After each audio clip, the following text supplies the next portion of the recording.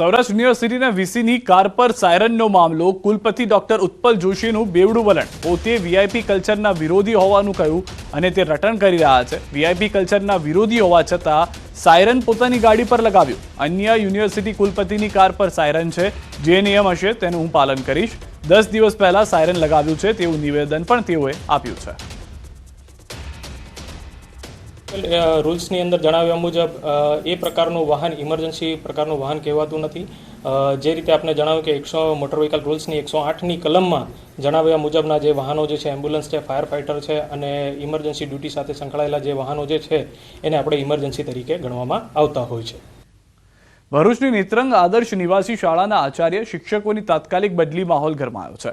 વિદ્યાર્થીઓ વિરોધ પ્રદર્શન કરતા પોલીસ તંત્રએ માહોલ શાંત પાડ્યો. નેત્રંગ તાલુકા મથકે કાર્યરત આદર્શ નિવાસી શાળાના આચાર્ય હેમંતકુમાર વસાવા અને સહાયક શિક્ષક હિમાંશુ જોશી, ગીતાબેન વાઘેલાના વચ્ચે લાંબા સમયથી આંતરિક તકરાર ચાલતી હતી અને સમગ્ર મામલે સમાધાન ન થતા આદિજાતિ કમિશનરે આચાર્ય હેમંતકુમાર વસાવાની તાપી અને ગીતાબેન વાઘેલાને આદર્શ નિવાસી શાળા ઉકાઈમાં તાત્કાલિક અસરથી બદલી કરી દીધી હતી.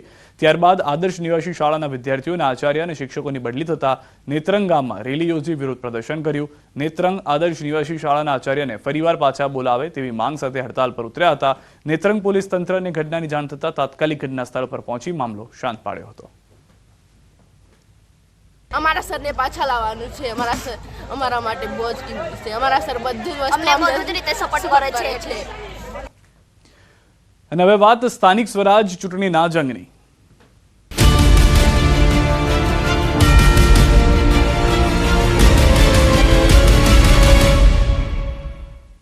ગુજરાત હાઈકોર્ટ દ્વારા ભાણવડ નગરપાલિકા ચૂંટણીને પડકાર આપતી અરજી ફગાવાઈ છે. આમ આદમી પાર્ટીના 3 ઉમેદવારોએ નગરપાલિકા ચૂંટણીમાં તેમની અયોગ્યતા સામે હાઈકોર્ટમાં પડકાર ઉઠાવ્યો હતો. ચૂંટણી અધિકારી વતી મુખ્ય સરકારી વકીલ GH વિર્કે આ અરજીનો વિરોધ કર્યો. આ 3 અરજદાર પૈકી એકે ચૂંટણી અધિકારીને પત્ર લખીને જણાવ્યું હતું કે તેમણે હાઈકોર્ટમાં આ મામલે કોઈને પણ તેમની તરફથી અરજી કરવા માટે અધિકૃત કર્યા નથી. ચૂંટણી અધિકારીએ દલીલ કરી હતી કે આમ આદમી પાર્ટીના ઉમેદવારોએ નામાંકન ફોર્મમાં ભૂલ કરી હોવાથી તેમની અરજી માન્ય ગણી શકાય નહીં.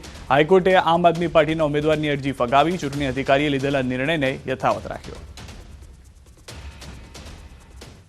કોર્ટની જે ફાઇનલ જે કોર્ટે જે ઓર્ડર કર્યો છે એમાં કોર્ટ મુજબ સેક્શન 14માં જ્યારે ઓલ્ટરનેટિવ રેમેડી અવેલેબલ છે તો કોર્ટ ઇન્ટરફિયર નથી કરવા માંગતી, કારણ કે 226 આફ્ટર ઓલ ડિસ્ક્રિશનરી પાવર છે, એટલે કોર્ટે ડિસ્ક્રિશન એક્સરસાઇઝ કરવાની અત્યારે ના પાડી છે.